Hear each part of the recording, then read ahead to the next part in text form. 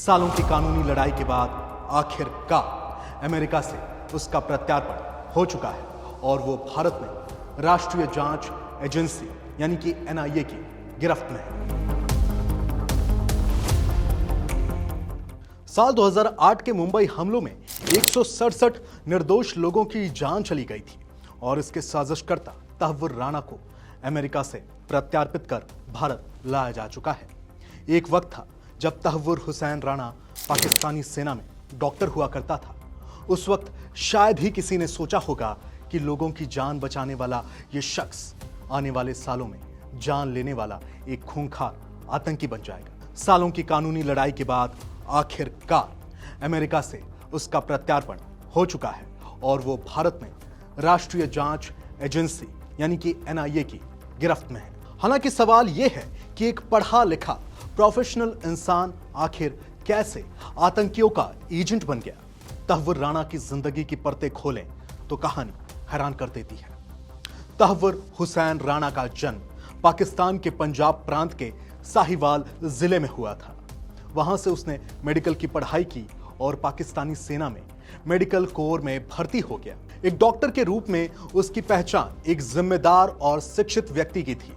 लेकिन साल 1990 के दशक के आखिर में उसने सेना को अलविदा कहा और कनाडा की राह पकड़ ली। कनाडा में नागरिकता पाने के बाद उसने इमिग्रेशन सर्विसेज का बिजनेस शुरू किया, जिसका नाम रखा गया फर्स्ट वर्ल्ड इमिग्रेशन सर्विसेज। फिर वो अमेरिका पहुंचा और शिकागो में अपना दफ्तर खोल लिया। बाहर से एक सफल प्रवासी उद्यमी दिखने वाला राणा अंदर से एक साजिश रच रहा था। तहव्वुर राणा की जिंदगी में एक और अहम किरदार था, डेविड कोलमैन हेडली उर्फ दाऊद गिलानी। दोनों बचपन से ही अच्छे दोस्त हुआ करते थे।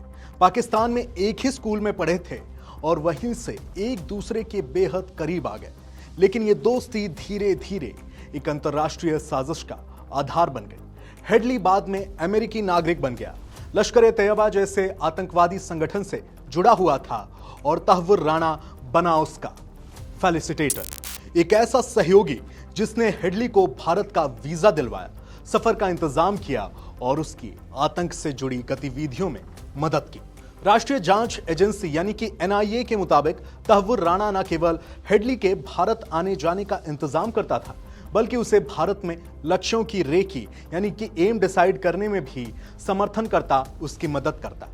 बताया गया है कि मुंबई के चबाड़ हाउस, नेशनल डिफेंस कॉलेज और कई अन्य संवेदनशील ठिकानों पर हमलों की योजना में राणा की सक्रिय भूमिका रही और इन सारी गतिविधियों के पीछे मकसद सिर्फ एक था, भारत में खून की होली खेलना और दहशत फैलाना।